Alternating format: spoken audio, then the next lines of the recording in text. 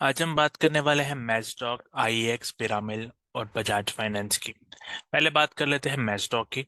Last analysis में हमने कहा था कि हम अभी वेट करेंगे और बाई इसी डिमांड जोन में करेंगे। आज भी अगर आप देखिए प्राइस एक रेंज में ही रहेगी और हमारा व्यू डाउन साइड का ही था। आज यहाँ पे प्राइस थोड़ा ऊपर गई और फिर वहां से एक अच्छा फॉल आया है। ओवरऑल अगर मैं इसको वेव एनालिसिस के रूप में देखूं तो यहाँ पे आप देख सकते हैं एक जो ये ट्रेंड लाइन थी। एक बार मैं ट्रेंड लाइन यहाँ ड्रॉ कर लेता हूँ। यहाँ पे आप देख सकते हैं एक ट्रेंड लाइन थी जो ब्रेक हुई थी और ये ब्रेक के बाद आपको यहाँ एक करेक्टिव स्ट्रक्चर मिला था। ये आपका ए, बी और ये सी। और इसके लिए एक फॉलो अप मूव मिल रहा है जो डाउन साइड का था और यही हमने एक्सपेक्ट किया था। अब अभी भी यहाँ पे कुछ स्ट्रॉन्ग मूव ऐसा लग नहीं रहा कि हम ऊपर जाएंगे। अगर कल हमें बाई मिलता है और इसको ब्रेक करता है ऊपर की ओर, फिर अगर अभी रेजिस्टेंस की बात करें तो ये हमारा रेजिस्टेंस है 1900 लेवल पे। और अगर कोई बाई साइड हमें एंट्री लेनी है तो पहले तो ये क्लियर होना चाहिए अपसाइड की ओर, ये लेवल। और फिर इसके बाद यहाँ पे एक ऐसा कुछ आपको स्ट्रक्चर मिलना चाहिए, कंसोलिडेशन होनी चाहिए और फिर आप ऐसा कुछ एक्सपेक्ट करेंगे। अगर समझ लीजिए ये पहले इस डिमांड जोन में आ जाता है तो यहाँ से भी आप एंट्री प्लान कर सकते हैं क्योंकि ये एक डिमांड जोन है। और ये डिमांड जोन में अगर आता है और फिर आपको फिर से एक बाई मिलता है तो वो भी आप ले सकते हैं। तो अगर आपको डायरेक्टली बाई मिलता है तो उसके लिए ये है, या तो आपके लिए इस डिमांड जोन में प्राइस आती है तो वहां से भी आप बाई कंसिडर कर सकते हैं। तो ये है मैस्टॉक के एनालिसिस। अब बात करते हैं पिरामिल की बात। तो पिरामिल में हमने कल क्या कहा था, हम इसके 5 मिनट में आ जाते हैं। हमने यहाँ पे बोला था कि कल यहाँ पे थे, हमने बोला था यहाँ पे कोई डिप आएगी, वो फोर्थ वेव की डिप आएगी और फिर से वहां पे अपसाइड आएगा। आप देख सकते हैं एग्जैक्टली ऐसा ही हुआ। स्टार्टिंग में मार्केट ने आज डिप मारी यहाँ पे, बट फिर से ये अपसाइड दिया। तो ये हमारी एनालिसिस बिल्कुल सही हुई है। अब यहाँ पे जो ये करेक्ट मतलब स्ट्रक्चर है, अभी भी इसमें कोई ऐसा सेल सेटअप तो नहीं मिला। बट इसमें अगर अगर हम एक बार 15 मिनट में आ जाते हैं यहाँ पे अभी भी ऐसा कोई सेल सेटअप नहीं मिला है। और सेल सेटअप हमारा क्या रहेगा, बात करते हैं। अभी तो इसमें सेल सेटअप नहीं है।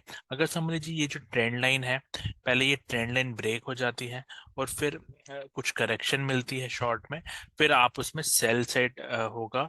बट ये ओवरऑल बुलिश लग रहा है। अगर मैं 4 आवर की बात करूं तो यहाँ पे आप देख सकते हैं हमने लास्ट में बताया था, हमने यहाँ से फॉल देके यहाँ का बताया था कि ये एक डिमांड जोन है, यहाँ से अप मूव आएगा और यहाँ से आप देख सकते हैं 100 रुपीज का अप मूव ऑलरेडी आ चुका है। अब ये जो मूव है ये काफी स्ट्रांग मूव लग रही है। इसका कोई भी आपको पुल बैक मिल जाता है बड़े टाइम फ्रेम में जो करेक्टिव स्ट्रक्चर होगा, और फिर इस पुल बैक के बाद फिर से आपको बाई मिल सकता है। अब खाली चीज क्या नहीं होनी चाहिए कि ये एक इम्पल्सिव मूव नहीं देना चाहिए डाउन साइड की ओर।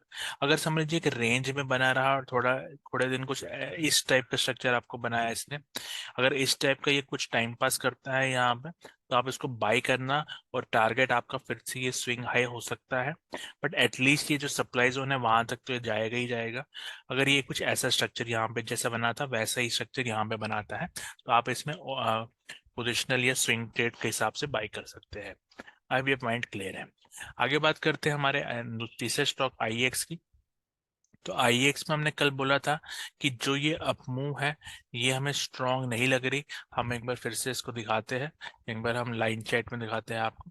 तो आप देख सकते हैं ये जो अपमूव है ये काफी करेक्टिव टाइप की लग रही है और हम यहाँ पे एक फॉल एक्सपेक्ट कर रहे हैं।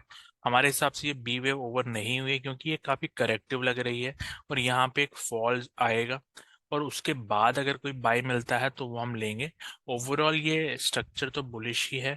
हमने शुरू से बात की थी ये ए बी सी स्ट्रक्चर में है और ये जो ए का टॉप है उसको हम वापस चार्ट में आ जाते हैं।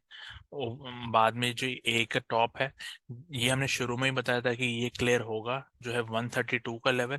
बट उससे पहले, इस क्लियर से पहले हम ये एक बार फॉल हो जाता तो हम ये स्ट्रक्चर थोड़ा बेटर हो जाता।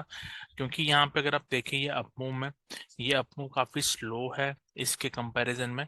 तो ऐसा मुझे लग रहा है कि यहाँ पे एक फॉल आ सकता है बट अभी तक वो फॉल आया नहीं है।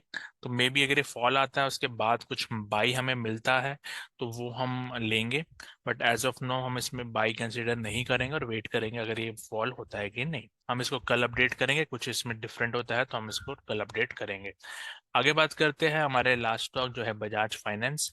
बजाज फाइनेंस में हमने कल एक्सपेक्ट किया था, अगर हम वापस 15 मिनट में आ जाते हैं। हमने बोला था यहाँ पे, जैसे हमने पेल में एक्सपेक्ट किया था कि एक करेक्टर स्ट्रक्चर बनेगा और ऊपर जाएगा, बट यहाँ पे करेक्टर स्ट्रक्चर नहीं बना और ये ट्रेंड लाइन जो थी वो ब्रेक हो गई। तो यही अगर आपका ऐसा, मैंने कल बताया था, अगर ऐसा हो जाता है तो फिर आपको बाय नहीं लेना। और फिर सेल सेटअप, या सेल सेटअप डिपेंड करता है आपको इस ब्रेक के बाद क्या मिलता है। यहाँ पे आप देख सकते हैं जो ब्रेक आया उसके बाद स्टॉक ने करेक्टर स्ट्रक्चर बनाया है।